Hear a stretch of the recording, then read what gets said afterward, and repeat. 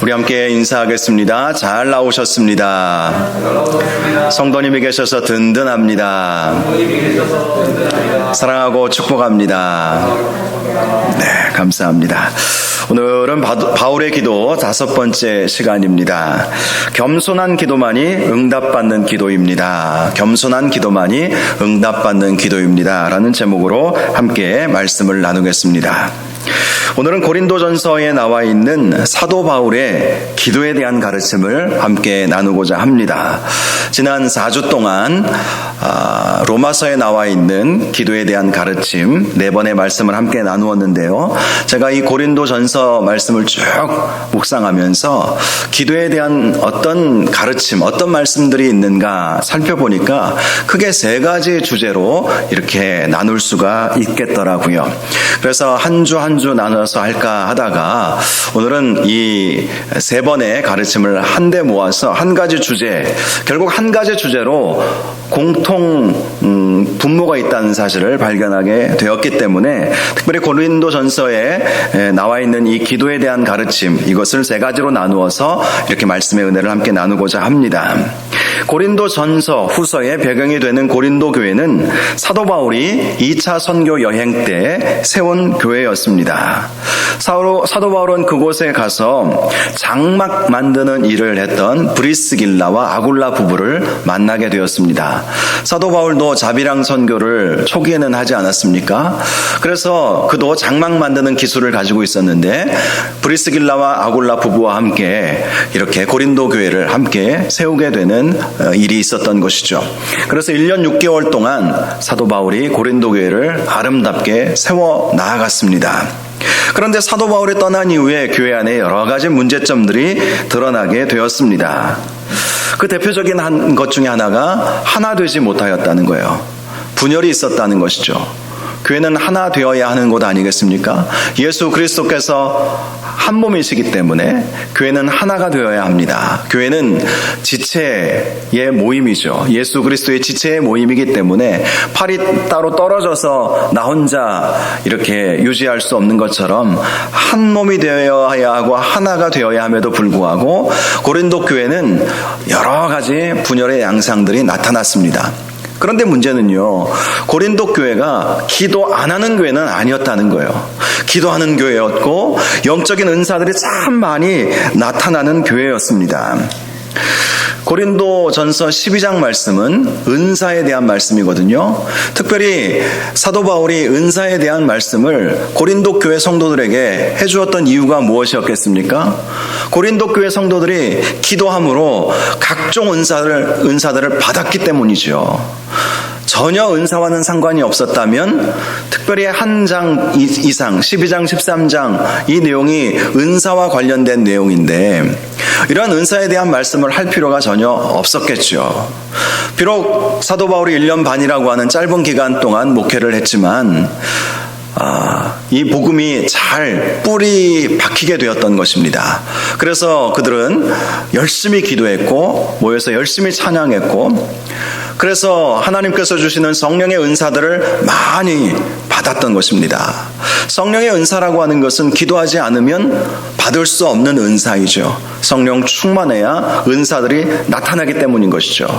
그래서 우리가 하나님의 은사를 발견하고 개발하고 그것을 집중하고 그것을 우리가 열심히 그것을 가지고 사역을 하면 하나님께서 우리에게 많은 은혜와 또 칭찬과 축복을 허락하여 주시지 않겠습니까? 이 은사는 기도했을 때 오게 되는 것입니다. 특별히 성령의 은사는 기도하는 사람들에게 하나님께서 주시는 특별한 선물과도 같은 것이었죠. 그런 측면에서 고린도 교회는 기도하는 교회였습니다. 그럼에도 불구하고 이 고린도 교회가 하나 되지 못했다는 거예요. 1장 4절을 보니까 형제들아 내가 우리 주 예수 그리스도의 이름으로 너희를 권하노니 모두가 같은 말을 하고 너희 가운데 분쟁이 없이 같은 마음과 같은 뜻으로 온전히 합하라. 자, 고린도전서 1장 서두를 시작하면서 같은 말을 해라, 같은 마음을 가져라, 같은 뜻을 가지고 온전히 합해야 된다. 그들이 온전히 합하지 못하였기 때문에 사도 바울이 지금 이런 말씀을 한 건 아니겠습니까? 심지어 1장 12절에는요, 당시 고린도 교회에 여러 분파들이 있었음도 말씀하고 있습니다. 사도 바울이 이미 다 듣고 알고 있었던 것이죠. 어떤 사람은 나는 바울에게 속해 있다, 바울파. 어떤 사람은 아볼로에게 속해 있다. 어떤 사람은 게바는 베드로를 말하는 것이죠.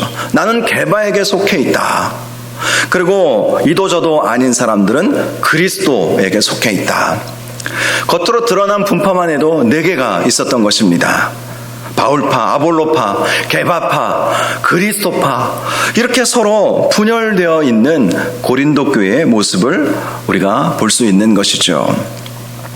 당시 고린도 교회가 왜 이러한 분파들이 생겨났을까? 그것은 그들이 교회가 어떤 곳인지 제대로 알지 못했기 때문이죠. 기도는 열심히 했었지만 진정한 기도를 하나님 앞에 올려드리지 못했다는 것이고, 성령의 은사를 받았지만 그 은사를 가지고 교회에 덕을 세우지 못했다는 것을 보여주는 것입니다.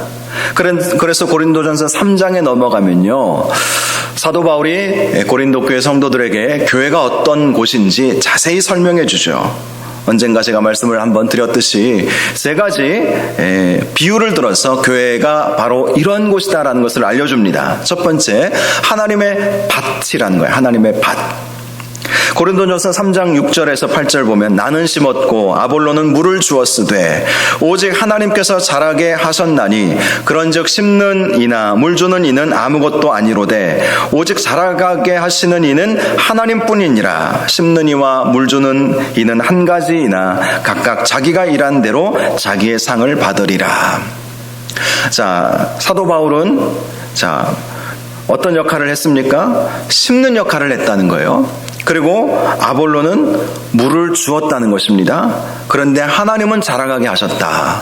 자, 이 교회는 바로 밭과 같다는 것이죠. 그래서 서로 맡은 역할들이 있죠. 농사를 지을 때에 각각 해야 할 일들이 있지 않겠습니까? 아무래도 넓은 땅을 경작하려면 사람 혼자서 하기가 어렵죠. 물론 조그마한 땅 같으면 혼자서 이것도 해보고 저것도 해보고 바쁘겠지만, 그렇게 하기도 하지만 넓은 땅을 경작하려 할 때 각자 맡은 역할들을 충실하게 감당할 때에 그 뿌린 씨가 깊이 뿌리를 내리고 싹이 트고 그것이 자라서 열매를 맺을 수 있지 않겠습니까? 자, 심는 사람이 필요한 것이고 물을 주는 사람이 필요한 것이죠. 또 나중에 그것이 자라서 나무가 되면 가지치는 사람도 필요한 것이고, 다양한 그러한 역할들을 하는 사람들이 필요하다. 바로 교회가 밭과 같다. 여러 사람들이 함께 밭을 경작해 나가는 것처럼 함께 힘을 합하여 밭을 경작해야 교회 안에서 아름다운 열매를 맺을 수 있다. 그럴 때 하나님께서 자라가게 하신다. 이것을 강조했던 것입니다. 밭이라는 사실, 큰 농장을 이 농사를 지을 때 함께 협력해서, 수많은 일꾼들이 함께 협력해서 농사를 짓고 아름다운 열매를 맺어서 추수하는 것과 또 같은 이 교회의 모습을 고린도 교회 성도들이 몰랐다는 것이죠. 두 번째, 교회는 하나님의 건물이라는 사실을 말씀해주고 있습니다. 교회는 지혜로운 건축자가 터를 닦아서 세울 때 조심하게 된다는 말씀을 하고 있어요. 조심스럽게 지어가야 한다는 것이죠. 특별히 예수 그리스도께서 교회 건물의 터가 되어야 한다. 금이나 은이나 나무나 풀이나 짚으로 세우게 되면 언젠가 불과 같은 환난과 심판이 올 때 다 녹아져 없어져 버리고 다 타버리게 된다. 자, 교회를 지을 때 건물과 같아서 그 터를 단단히 그렇게 하고 거기에다가 건물을 지어야 하지 않겠습니까? 주초를 바위에 단단히 세우고, 바위가 아니라면 깊이 파서 거기에다가 건물을 지어야 하지 않겠습니까? 그래야 무너지지 않는 거예요. 자, 교회는 바로 하나님의 건물입니다. 예수 그리스도를 기초로 해서 조심스럽게 하나하나 지어져 가는 것이 교회라는 것이죠. 그런데 교회가 어떤 곳인지 모르면 기초를 제대로 세우지 않죠. 금이나 은 이것으로 기초 삼는 경우도 있겠죠. 화려한 예배당을 짓고 화려한 시설들, 값비싼 것들로 치장하고 그런다고 해서 교회가 되는 것이 아니라는 것이죠. 그렇다고 해서 풀이나 집으로 지으면 되겠네요. 이렇게 생각하는 것도 잘못된 생각입니다. 풀이나 집도 불이 붙으면 금방 타버리는 것입니다.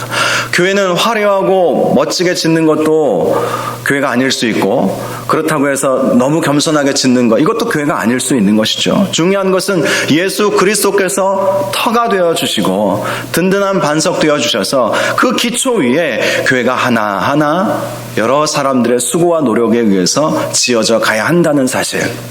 고린도 교회 성도들은 이러한 교회의 개념이 없었던 것이죠. 세 번째, 교회는 하나님의 성전이라는 것입니다. 고린도전서 3장 16절 이런 유명한 말씀이 있죠. 너희는 너희가 하나님의 성전인 것과 하나님의 성령이 너희 안에 계시는 것을 알지 못하느냐. 교회를 향해서 하나님의 성전인 것을 알지 못하느냐. 예루살렘 성전은 이미 성전의 기능을 다하지 못했습니다. 사도 바울 시대에도 예루살렘에는 성전이 있었지만 이미 그 성전은 성전이 아니었어요.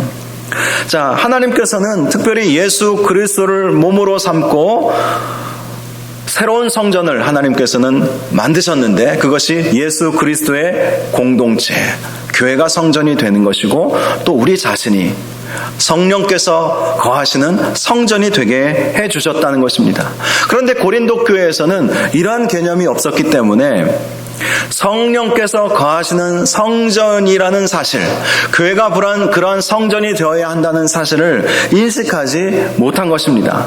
그러다 보니 성전의 주인이 하나님이셔야 함에도 불구하고 몇몇 사람들에 의해서 좌지우지 되는 일들이 있었던 것이죠. 그러니 교회 안에 분열이 끊임없이 일어났던 것입니다. 특별히 기도 많이 한다는 사람들에게서 이러한 일들이 나타나고 있으니 사도 바울이 얼마나 안타까웠겠습니까? 그래서 사도 바울이 이 고린도전서에 여러 가지 말씀들을 하고 있지만 특별히 기도와 관련해서는 교회를 겸손하게 세워가야 한다. 겸손한 마음으로 교회를 하나 되게 해 나가야 한다는 것을 우리에게 강조해 주고 있다는 것입니다. 자, 세 가지 기도에 대한 말씀 한번 찾아보겠습니다. 첫 번째, 고린도전서 7장 5절을 보니까요, 이런 말씀이 있습니다. 서로 분방하지 말라. 다만 기도할 틈을 얻기 위하여 합의상 얼마 동안은 하되 다시 합하라. 이는 너희가 절제 못함으로 말미암아 사탄이 너희를 시험하지 못하게 하려 함이라. 자, 기도에 대한 가장 처음 말씀이 부부간에 기도할 때에 기도해야 한다는 그 명분으로 분방하지 못하게 하라라는 그 말씀을 먼저 하고 있습니다. 여러분, 교회라고 하는 것은요, 가정이 모여서 교회가 이루어지는 것이죠. 가정이 기초가 되어서 건강한 가정이 세워져야 건강한 교회가 세워지는 것입니다. 물론 건강한 개인도 필요하죠. 그런데 우리는 어쨌든 부모와 자녀 또 부부 이런 가족 관계로 이렇게 얽혀 있지 않습니까? 그러다 보니 건강한 가정이 먼저 되어야 교회가 아름답게 세워져 갈 수 있다는 사실을 먼저 강조한 것입니다. 특별히 당시에 고린도 교회 성도들 가운데 영적으로 산다는 사람들, 기도 많이 한다는 사람들, 이런 사람들은 서로 기도해야 한다는 그러한 그 명분으로 부부가 분방하면서 사는 경우들이 너무 많이 있었던 것입니다. 그런데 그렇게 하다 보니까 마귀가 틈타고 들어오는 거예요. 부부가 분방하고 서로 합방하지 아니하고 서로 따로 잠을 자고 하니 마귀가 그 사이에 숨어 들어오는 것이었던 것입니다. 그래서 합의상 얼마 동안은 할 수 있지만 기도할 틈을 얻기 위하여 합의상 얼마 동안은 할 수 있지만 다시 합하라, 이런 말씀을 하고 있습니다. 사실 부부 사이에 가장 좋은 기도의 방법은 서로 합심으로 함께 기도하는 것이죠. 두 사람이. 예수님께서 이런 말씀을 해주시지 않았습니까? 마태복음 18장 19절을 보면 진실로 다시 너희에게 이르노니 너희 중에 두 사람이 땅에서 합심하여 무엇이든지 구하면 하늘에 계신 내 아버지께서 그들을 위하여 이루게 하시리라. 두 사람이 합심으로 기도하면 하늘에 계신 아버지께서 이루어 주신다고 약속해 주셨어요. 그런데 이렇게 두 사람이 합심으로 기도할 수 있는 가장 좋은 조건이 누구와 누구이겠습니까? 바로 부부가 늘 함께 생활하고 있기 때문에, 부부가 이렇게 한 마음으로 서로 함께 합심으로 기도할 때, 어떤 기도의 제목들을 가지고 기도할 때 그 기도야말로 하나님께서 들어주시는 기도가 되지 않겠습니까? 물론 사도 바울이 말씀한 것처럼 잠시 동안 분방하여 기도할 때도 있을 것입니다. 종교개혁자 칼빈은 그러한 예에 대해서 몇 가지 소개를 해주었습니다. 재난의 상황이라면 그렇게 기도해도 좋을 것이다. 재난과 같은, 전쟁과 같은, 그리고 진노의 날이 임했다면, 우리 주님께서 이 세상에 재림하시는 그런 진노의 날이 임했다면 그렇게 분방하며 특별한 기도의 제목들을 가지고 기도해도 좋다. 혹은 매우 어려운 문제들을 결정해야 할 때, 그때는 분방하여 기도해도 좋다. 그러나 다른 때에는 부부가 분방하지 말아야 한다. 이것을 말씀해 주었습니다. 특별히 이 부분이 왜 중요하냐면, 많은 고린도 교회 성도들 가운데 영적으로 살아간다는 그러한 사람들이 이렇게 분방하면서, 그것을 오히려 우리는 영적으로 살아야 되기 때문에 부부생활, 부부관계 전혀 하지 않고 우리는 따로 자고 따로 생활하면서 열심히 우리는 기도한다. 그렇게 자랑하고자 하는 근거로 삼았기 때문인 것입니다. 그런데 사도 바울은 그렇게 했다가는 사탄이 틈을 탄다는 거예요. 가정 안에 틈을 탄다는 것이죠. 여러분, 아담과 하와가 범죄했던 그 순간을 기억하실 것입니다. 아담과 하와는 늘 함께 다녔어요. 그런데 어느 날 하와가 아담으로부터 떨어져서 홀로 있을 때 사단이 하와를 유혹하지 않았습니까? 부부는 떨어져 있으면 안 되는 거예요. 할 수 있는 대로 함께 기도하고 함께 말씀 공부하고 함께 신앙에 대한 이야기를 나누고 그런 관계를 잘 만들어 가야 하는 것입니다. 그런데 고린도 교회는 영적이라고 주장하는 그런 사람들이 그렇게 결혼 생활을 멀리하고, 심지어는 결혼했음에도 불구하고 남편은 남편으로서, 아내는 아내로서의 도리도 감당하지 아니하고 그렇게 사는 사람들이 너무 많이 있었던 것입니다. 그런데 그렇게 했다가는 가정이 무너지고, 가정이 무너지면 교회가 무너지는 것도 시간 문제이기 때문에 사도 바울은 그렇게 하지 말라고 가르쳐 주었던 것이죠. 자, 두 번째 기도에 대한 가르침이 고린도전서 11장 5절에 나와 있습니다. 물은 여자로서 머리에 쓴 것을 벗고 기도나 예언을 하는 자는 그 머리를 욕되게 하는 것이니 이는 머리를 민 것과 다름 없습니다. 여인들은 머리에 수건, 두건을 쓰고 기도나 예배를 하나님 앞에 올려드려야 한다. 이런 말씀을 하신 거예요. 또 13절에도 너희는 스스로 판단하라. 여자가 머리를 가리지 않고 하나님께 기도하는 것이 마땅하냐? 물론 이 말씀대로 로만 캐톨릭 천주교에서는 여인들이 머리에 뭔가를 이렇게 쓰고 면사포 비슷한 걸 쓰고 그렇게 미사 그들의 예배에 참여하는 것을 제가 알고 있습니다. 그런데 우리 개신교에서는 그렇게 하지는 않죠. 자, 그렇다면 사도 바울이 왜 여인들을 향해서 머리에 이렇게 두건을 쓰고 기도하고 예배를 드리라고 그렇게 말씀을 했겠습니까? 자, 고린도전서 11장 3절을 보면 이렇게 말씀하고 있어요. 그러나 나는 너희가 알기를 원하노니 각 남자의 머리는 그리스도요 여자의 머리는 남자요 그리스도의 머리는 하나님이시라. 자, 이 말씀의 의미가 무엇인지 아십니까? 남자의 머리는 예수 그리스도, 또 여자의 머리는 남자. 이것이 이제 성경에서 말하고자 하는 질서이죠, 질서. 이렇게 질서를 이렇게 세우기를 원했던 것입니다. 그런데 당시 고린도 교회 안에서는요, 여성이 남자의 권위를 아주 무시하는 일들이 있었어요. 그것이 고린도 사회의 아주 그 문화였습니다. 당시 고린도 지역은요, 사랑의 여신이라고 하는 우상 신전이 있었는데요, 그 신전에는 1000명이 넘는 여성 사제들이 있었다고 합니다. 그래서 고린도 지역은 다른 지역에 비해서 여성들의 권위가 훨씬 더 인정을 받았다고 해요. 때로는 그러한 여성의 권위로 남자들을 무시하는 분위기가 형성되었던 곳이 바로 고린도 지역의 분위기, 문화였던 것입니다. 그러다 보니 고린도에 교회가 세워졌는데 그 문화적 영향을 그대로 받은 거예요. 사실 히브리 문화, 유대의 문화, 성경의 문화는 남자의 권위를 여인들이 세워줄 때 교회가 가정에 바로 서게 된다, 이것을 가르쳐주고 있거든요. 그래서 남자는 아내를 그리스도께서 자기 목숨을 버려서까지 순종하신 것처럼 여인을 사랑해야 한다, 이렇게 말씀하고 있고요. 또 여인은 남편을 교회가 그리스도께 복종하듯이 그렇게 섬기고 순복해 주어야 한다. 이것이 이제 교회 안에서 있어야 할 이러한 질서 개념이거든요. 이 부분에 대해서 오늘날 인정하지 않는 그러한 그 시대적 흐름이 있다는 것 저도 잘 알고 있습니다. 이런 얘기하면 우리 교회에서는 어느 정도 받아들이지만 아마 세상에서는 고리타분한 얘기하고 있다고 그렇게 말할지도 모르겠습니다. 고린도 지역이 딱 그랬어요. 고린도 지역이 여성과 남성의 평등 개념을 넘어서 여성 상위의 어떤 개념을 가지고 있었거든요. 그러다 보니까 교회 안에서 여성들이 일반 사회에서도 여성들이 더 권위가 있었던 것처럼 교회 안에서도 여성들이 모든 어떤 교회의 어떤 일들을 다 여자들 마음대로 막 이끌어가려는 그런 분위기들이 형성되어 있었던 것입니다.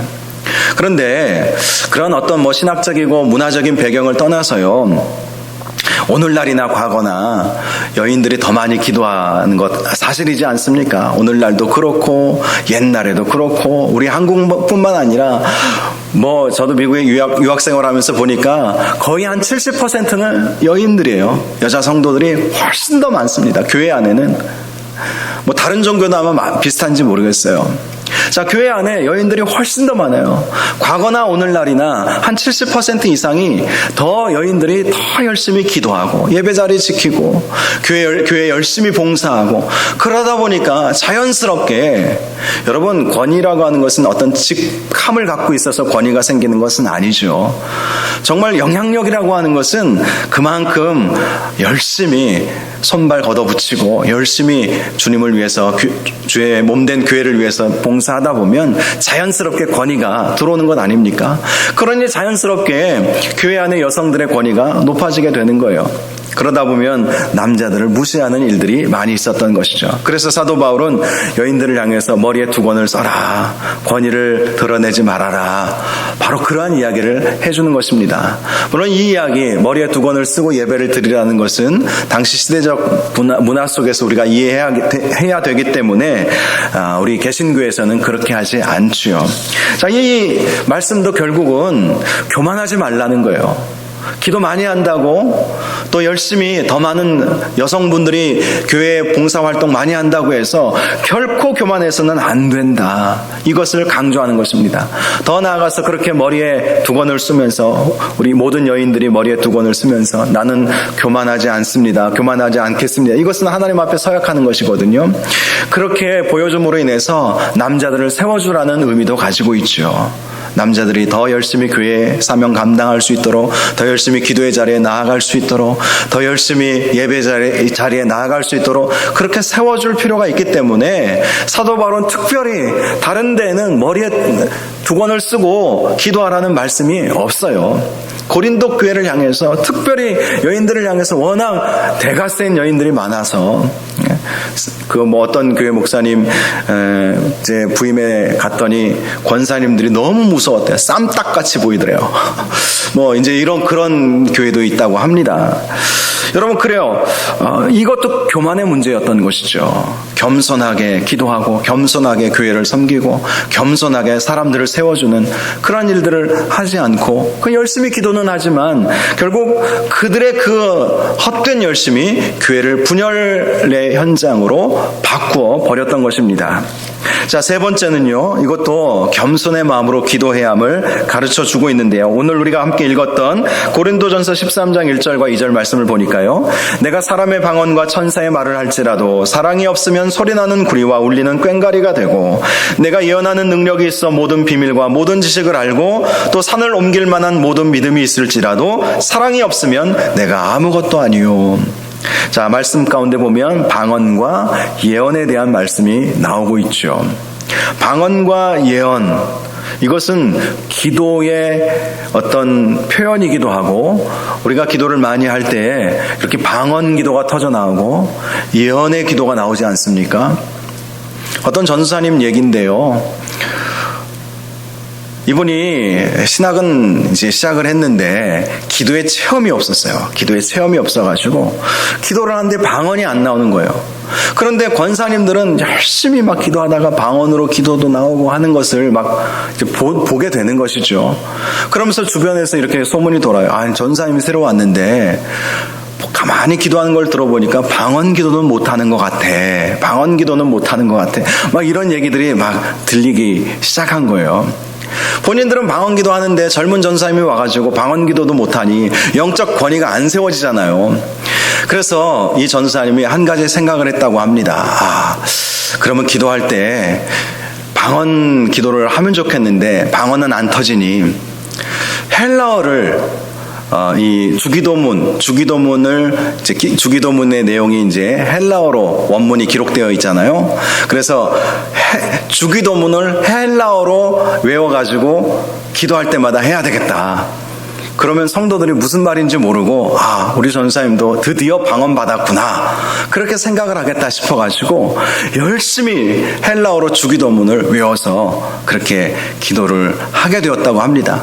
그랬더니 소문이 이제 쫙 난 거예요. 권사님들 사이에서 우리 전도사님이 드디어 성령 받아서 방언이 터져 나왔다고. 그런데 그 권사님들 중에 한 분이 통변의 은사가 있었습니다. 통변의 은사가 뭔지 아시죠? 방언을 하면 그 방언의 의미가 무엇인지 하나님께서 지혜 주셔서 그 방언의 내용을 말씀해 주는 거잖아요. 자, 그런데 이 권사님이 그 전도사님의 그 방언기도 헬라어 주기도문을 듣고 본인이 통변하겠다고 하는데 주기도문 내용하고는 전혀 상관없는 내용이 나왔다고 합니다.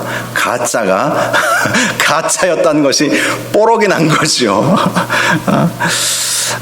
그런 우스개 이야기가 있어요. 나중에 이 전사님이 또 열심히 기도하다가 방언도 터져 나왔다는 그런 간증의 얘기를 제가 들어보았는데요.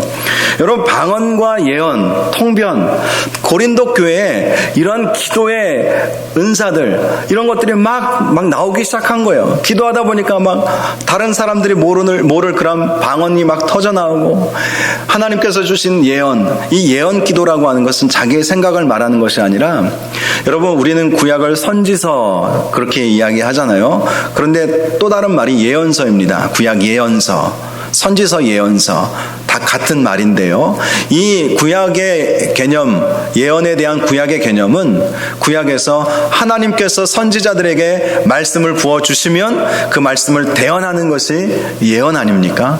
예언이 바로 그런 의미예요. 하나님께서 말씀을 주세요.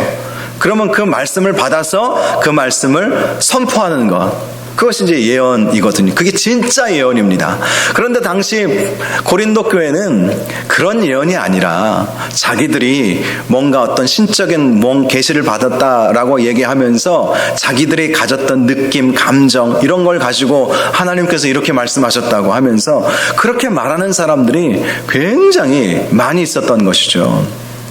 그래서 사도 바울이 이 방언과 예언에 대한 지침을 우리에게 내려준 말씀이 고린도전서 14장에 나와 있어요. 14장 1절을 보니까 사랑을 추구하며 신령한 것들을 사모하되 특별히 예언을 하려고 하라. 여기서 말하는 예언은 하나님께서 주신 말씀을 받아서 그 말씀을 선포하는 기도를 하라는 것입니다.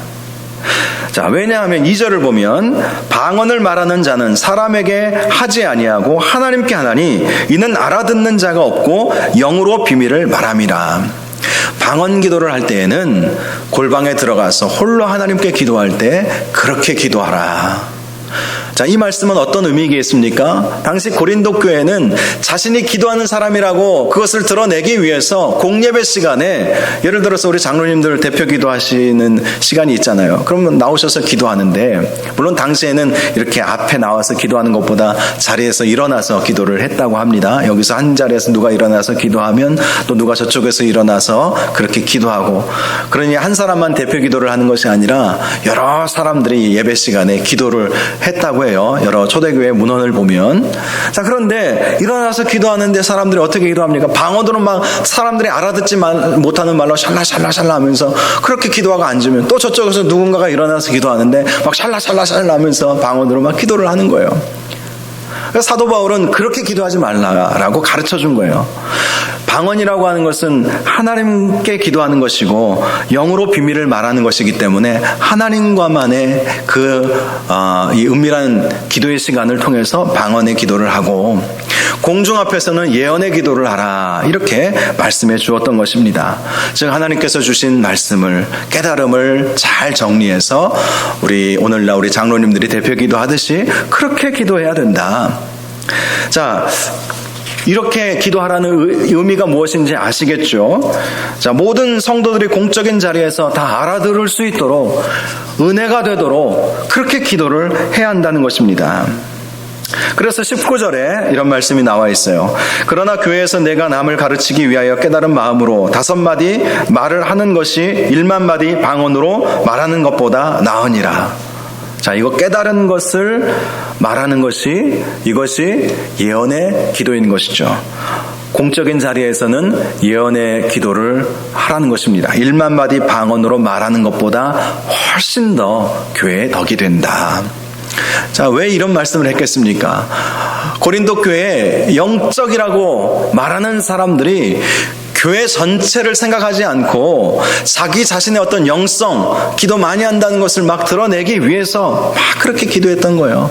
부부들은 자기들이 영적인 사람인 것처럼 주장하기 위해서 우리는 분방하면서 산다, 우리는 부부관계도 안 한다, 그렇게 자기 자신들을 드러내기 위한 수단으로 그렇게 했던 거예요. 그리고 여인들은 남자를 무시하고 더 많이 기도한다고, 더 많은 사람들이 기도의 자리에 나와 있다고, 그렇게 무시하는 분위기가 형성되어 있으니 교회가 교회 되겠습니까? 전혀 교회가 교회되지 못했던 것입니다. 그래서 이 고린도 전서 안에는 특별히 우리가 기도할 때 겸손한 마음으로 기도해야 한다는 것을 가르쳐주고 있는 것입니다. 우리가 열심히 기도하다 보면 영적인 교만이 우리에게 들어올 때가 있어요. 물론 안 그러신 분들이 대부분이시겠지만, 특별히 신앙생활 오래 하다 보면 그런 영적인 교만이 우리 마음 가운데 들어올 때가 있어요. 여러분, 그 마음은 누가 주는 마음이겠습니까? 사탄이 주는 마음이에요. 성경은 분명히 나보다 남을 낮게 여기라 이렇게 말씀해 주고 있지 않습니까? 비록 연약한 모습이 보여도 그래도 나보다 나은 점이 분명히 있을 거야. 내가 더 많이 기도하고 더 많은 말씀을 알고 있을지라도, 내가 정말 신앙생활 더 오래 하고 직분을 가지고 있을지라도 항상 겸손하게 섬기고, 내가 저들보다 더 낫다가 아니라 낫다. 시옷과 지옷의 차이가 굉장히 크죠.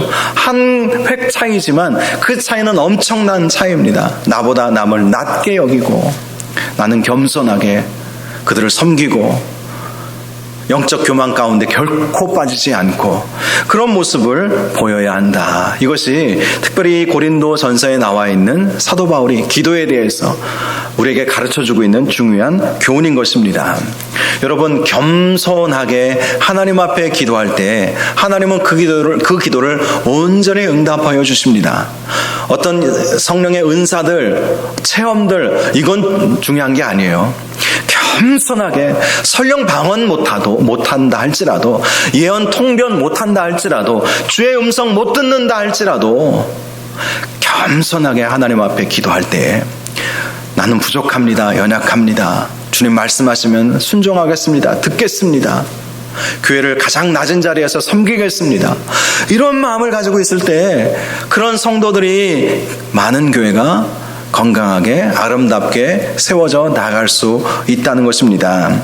저와 여러분이 겸손한 기도의 사람들 되시기를 바랍니다. 겸손하게 기도할 때 하나님께서는 우리를 다 지켜보시기 때문에 우리의 모든 기도의 제목들 왜 응답해 주시지 않겠습니까?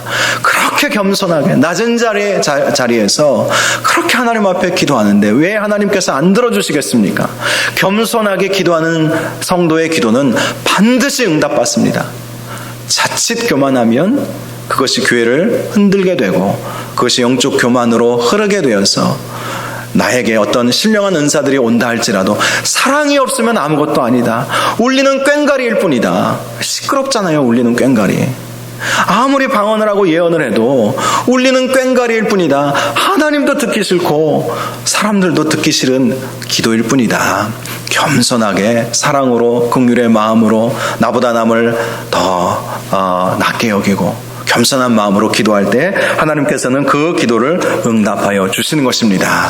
이 밤에 우리가 기도할 때 하나님 정말 겸손한 마음으로 특별히 기도 많이 하면서 더 겸손해질 수 있도록 더 낮아질 수 있도록 예수님은 나귀 새끼 타고 예루살렘에 입성하지 않으셨습니까? 나는 마음이 온유하고 겸손하다고 말씀하지 않으셨습니까? 겸손한 마음으로 하나님 앞에 기도하고 어떤 영적 교만도 철저하게 배격할 수 있도록 하나님 인도하여 주옵소서. 이런 제목을 가지고 우리 함께 기도할 수 있기를 바랍니다. 우리 말씀 생각하면서 주여 한 번으로 주고 기도하겠습니다. 주여, 거룩하고 존귀하신 아버지 하나님, 오늘 고린도전서에 나와 있는 기도에 대한 세 가지 중심 주제의 말씀을 함께 나누게 하시니 감사합니다. 하나님 아버지, 우리가 기도할 때 특별히